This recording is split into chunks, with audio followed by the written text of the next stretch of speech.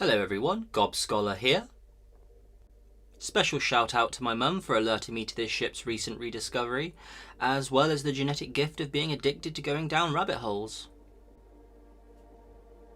The North Sea. For centuries, these grey, unforgiving waters have been the proving ground for navies and the final resting place of their ships. In the early 20th century, as the storm clouds of war gathered over Europe, this sea was the front line in a new kind of naval warfare.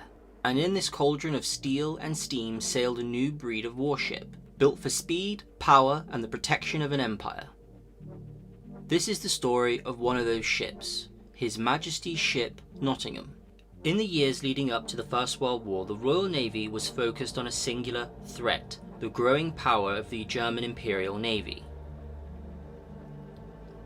A key part of Britain's strategy was the protection of the vast network of merchant shipping, the lifeblood of the nation. HMS Nottingham was part of the Birmingham subclass, a slightly larger and more powerful version of her predecessors. Laid down in June 1912 and launched in April 1913, she was a state-of-the-art fighting machine. At 457 feet long, she was sleek and powerful. Her 4 Pearson steam turbines could generate 25,000 horsepower, pushing her through the waves at a formidable 25 knots. She was a hunter designed to chase down any threat to Britain's trade. Her teeth were her 9 6-inch naval guns, mounted to give her a heavy broadside. 2 more submerged torpedo tubes gave her a sting in the tail, and in a nod to the future of warfare, a 3-inch anti-aircraft gun was added in 1915. She was protected by a belt of armour and conning tower with 4-inch thick walls, from where her crew of 480 officers and men would fight from. Completed in April 1914, Nottingham joined the 1st Naval Cruiser Squadron. Her first taste of foreign service, however, was not of conflict but of ceremony. In June 1914, she sailed to Kiel in Germany as part of a, ultimately ironic, Royal Navy delegation celebrating the reopening of the Kiel Canal. For a few brief days, the British and German sailors exchanged pleasantries, unaware that in just a few weeks they would be mortal enemies. This was the calm before the storm. When war was declared in August 1914, Nottingham was thrown immediately into the fray. Her first major action came just weeks later at the Battle of Helgoland Bright. In a bold and somewhat chaotic raid, British forces struck at German patrols. Nottingham, alongside the Grand Fleet's battlecruisers, was sent in as reinforcements. During the fierce fighting, she played a key role in the sinking of the German light cruiser HMS Mainz, emerging from the battle completely unscathed. Her luck and her crew's skill held. In July 1914, at the Battle of Dogger Bank, Nottingham was once again in the thick of it.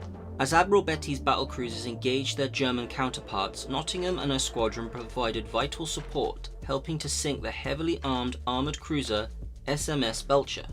She then helped to shepherd the crippled British flagship HMS Lion safely back to port. She was building a reputation as a veteran, a survivor. Almost a year would pass, filled with tense patrols and the constant threat of German U-boats. Then, on the 31st of May 1916, came the call. The German High Seas Fleet was out. The stage was set for the largest naval battle in history, Jutland. As part of the 2nd Light Cruiser Squadron, Nottingham's job was to screen Admiral Beatty's battlecruisers, acting as their eyes and ears and fending off enemy torpedo boats. During the first phase of the battle, the Run to the South, Nottingham's guns were in action driving off German torpedo boats intent on attacking the British capital ships. And then, at 16:30, came the moment of truth. The main German battle fleet was sighted. The hunters had become the hunted. As Battery's force turned north to lure the Germans towards the might of the British Grand Fleet, Nottingham and her squadron turned with them. For a terrifying period, they came under fire from the 11 German battleships at extreme range. Shells weighing a ton apiece plunged into the sea around them, but miraculously, they weren't hit. Throughout the rest of the brutal, chaotic battle, Nottingham was constantly engaged. She fired on the crippled German cruiser SMS Wiesbaden, and later the disabled torpedo boat V-48. As darkness fell, the battle descended into a series of frantic, close-range night actions. Nottingham's squadron stumbled upon 7 German cruisers in the gloom. In the ensuing firefight, the British flag ship Southampton was badly damaged, but Nottingham once again escaped without a scratch. When the sun rose on the 1st of June, the German fleet was gone. HMS Nottingham had fired 136 6-inch shells and 1 torpedo. She had fought through the greatest naval battle in history and returned home without a single casualty. She was a veteran, a lucky ship, but her luck, tragically, was about to run out. On the 18th of August 1916, just a few months after Jutland, British codebreakers at Room 40 intercepted a German signal. The High Seas Fleet was planning another sortie, this time to bombard the English town of Sunderland. The German plan was clever and deadly. They had laid a screen of U-boats across the expected path of the Grand Fleet, hoping to attrite the British forces before the main battle was even joined. As the Grand Fleet steamed south, HMS Nottingham was again screening the fleet. In the morning haze of the 19th of August, a lookout spotted what was believed to be a small fishing boat, but it was a fatal error. It was one of the Kaiser's U-boats, U-52.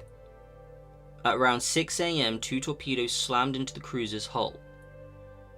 The explosions ripped through the ship, knocking out all power and leaving her dead in the water. 25 minutes later, as her crew fought to save her, U-52 fired again. A 3rd torpedo struck home, and it was the mortal blow. At 7:10 AM, HMS Nottingham, the veteran of Heligoland, Dogger Bank and Jutland, slipped beneath the waves. 38 of her crew went with her. The majority of the men lost that day have no known grave, their names forever etched into the naval memorials at Plymouth, Chatham and Portsmouth, a silent stone testament to their sacrifice. But the story of HMS Nottingham doesn't end there. The Union Jack she flew at the Battle of Jutland was saved, and today hangs at St Mary's Church in her namesake city, a tangible link to her finest hour. And in a remarkable act of reconciliation, in 1993 a German admiral, Otto Selix, presented the commanding officer of the modern HMS Nottingham with the boat's badge and an ensign from the sunken cruiser. These items have been recovered from a lifeboat from his own father, who was the executive officer of U-52, the very submarine that had sunk her. A gesture of goodwill, closing a painful chapter. For over a century, Nottingham lay undisturbed in the cold, dark drink of the North Sea. But in a remarkable postscript of her story, in July 2025, a team of divers from Project Explore finally located and identified her wreck, 60 miles off the Scottish coast, resting at a depth of 82 metres, a war grave, and a final silent monument to the ship that had served with distinction through the definitive naval battle of the First World War, only to fall victim to a hidden, modern, and future unseen enemy. A ship born in an age of British confidence, tested in the largest and most destructive war up to that point, and whose legacy of service, sacrifice, and eventual reconciliation continues to resonate to this day. May her sailors rest in peace.